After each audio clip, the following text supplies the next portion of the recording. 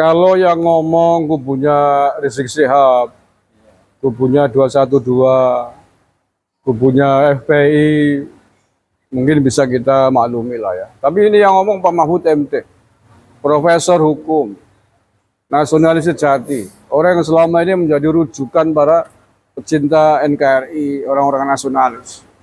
Kemudian keperucut, ya saya berhusnudon keperucut lah ya. Tidak sadar karena di dalam kerumunan massa yang begitu semangat, sehingga sangat disayangkan kalau kemudian statement ini keluar dari Pak Mahfud MT. Ya karena memang beliau itu bukan politisi, beliau itu akademisi pakar hukum yang tidak biasa berada di tengah-tengah massa, yang tidak biasa berada di tengah-tengah gempitanya orang-orang kampanye, sehingga mungkin terprovokasi oleh situasi dan kondisi yang semangat. Sangat disayangkan. Sangat disayangkan.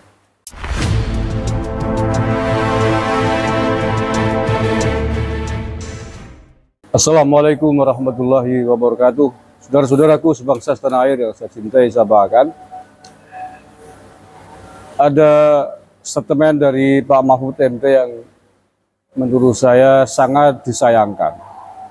Mengapa disayangkan? Karena beliau nggak tahu sadar atau tidak menyinggung istilah perang badar di dalam Pilpres 2024. Istilah perang badar ini dulu pernah diungkapkan, disampaikan oleh Amin Rais pada Pilpres 2014. Dan tentu saja istilah ini, semangat perang badar dalam pemilu ini sangatlah tidak baik, dan ini adalah bentuk dari politik identitas. Karena kita tahu bahwa perang badar adalah perangnya kaum muslimin di bawah pimpinan Rasulullah melawan orang-orang kafir. Kalau semangat ini dikobarkan, seolah-olah bahwa sedang menghadapkan antara hitam dan putih, antara kebenaran dengan kebatilan. Dan tentu ini tidak baik untuk dikembangkan. Dan makanya saya tadi mengatakan bahwa apakah Pak Mahfud MT menyampaikan ini sadar atau tidak. Saya berharap bahwa beliau mengungkapkan ini tidak sadar, karena mungkin dikelilingi oleh banyak massa sehingga tanpa sadar menyampaikan hal itu. Pak Mahfud menyampaikan hal itu kemarin saat kampanye bersama dengan Pak Ganjar, bersama dengan Forum Betawi Rembuk dan Ikatan Keluarga Madura. Baik, saya baca dulu ini. Ini sudah diangkat oleh Detik ini. Hari ini Sabtu 6 Januari 2024. Sabtu ya, sorry, kemarin. Istilah perang badar dalam Pilpres. Dulu Amin Rais, kini Mahfud. Ini judul yang diangkat oleh Detik. Cawapres nomor urut 3 Mahfud MT berbicara tentang perang badar di tengah panasnya Pilpres 2024. Diketahui perang badar juga sempat disinggung Ketum Partai Umat Amin Rais pada 2014. Ya, benar kan? Hal ini dikatakan Mahfud saat menghadiri deklarasi Forum Betawi Rembuk FBR serta Ikatan Keluarga Madura atau IKAMA di lapangan Jalan Akses Rusun Cakung, Jakarta Timur, Sabtu 6 Januari 2024. Mahfud mengingatkan bahwa perang badar menunjukkan bahwa orang yang dianggap kecil selalu menang melawan kezaliman. Benar kan? Perang badar akan membawa mengelompokkan orang antar kebenaran dan kezaliman, antara hitam dan putih. Ini sungguh sangat destruktif bagi semangat kita, di mana kita di mana-mana banyak elemen bangsa mendeklarasikan pemilu damai. Tetapi sayang kemudian dikotori dengan istilah perang badar. Kunci kemenangan itu adalah tekad yang kuat di bawah ridho Allah. Ingat perang badar itu perang yang secara opini dianggap sedikit, 300 orang mengalahkan 1.100 orang. Ingatkah kisah perang badar? Maka kata Allah berfirman, mengapa orang yang dianggap kecil selalu menang kalau melawan kezaliman dan kecurangan? Karena orang yang jumlahnya dianggap kecil itu sebenarnya pengikutnya banyak, kata Mahfud MT dikutip oleh Detik. Lalu Mahfud merasa bersyukur atas dukungan dari FBR dan IKAMA karena tanpa adanya ongkos dan sembako, mereka rela datang dari jauh. Cuma mereka ini jauh dari tempat, tidak ada yang ongkos untuk datang, tidak dipancing dengan sembako, tapi mereka banyak.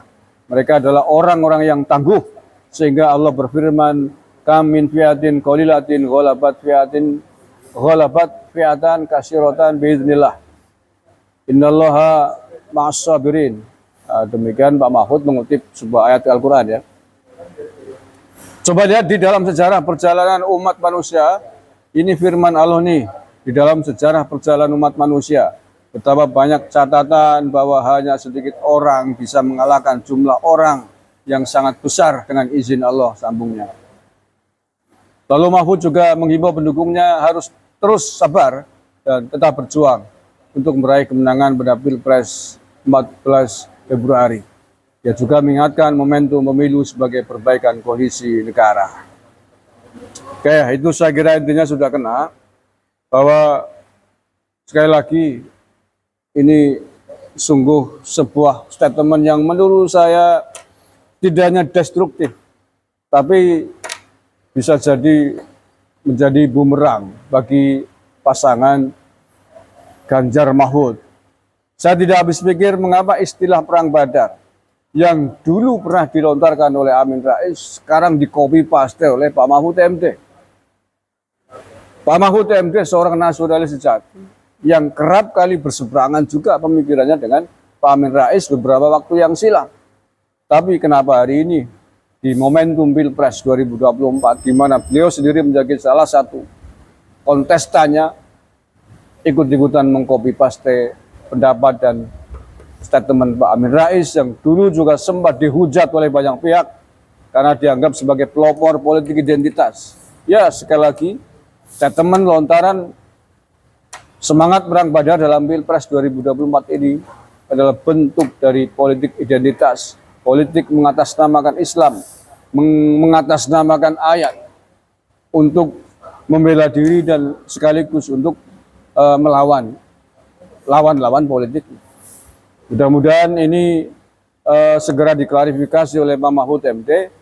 Mudah-mudahan beliau tidak sengaja mengobarkan semangat perang Badar sebagai sebuah semangat politik identitas di tanah air ini. Demikian, terima kasih. Assalamualaikum warahmatullahi wabarakatuh.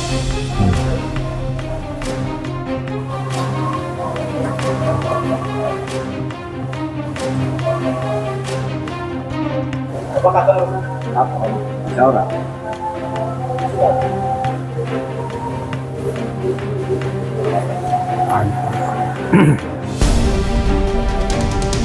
Wes? Dah? Udah. Terus semur kafe. Terus kafe.